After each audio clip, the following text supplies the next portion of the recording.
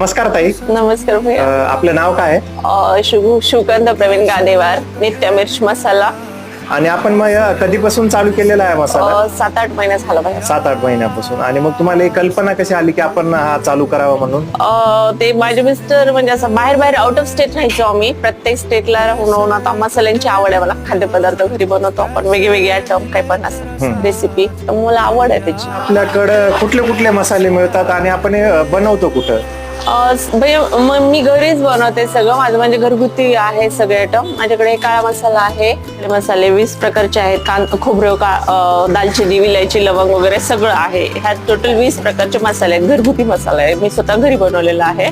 भाजून वगैरे सगळं आहे. म्हणजे सगळं म्हणजे आपण घरी बनवताना जी मेथड वापरतो त्याच सेम प्रकारे. सेम जे वापरतो तेच आहे सगळं. आणि ही हळद आहे, हळद आहे ती माझ्या शेतातली आहे.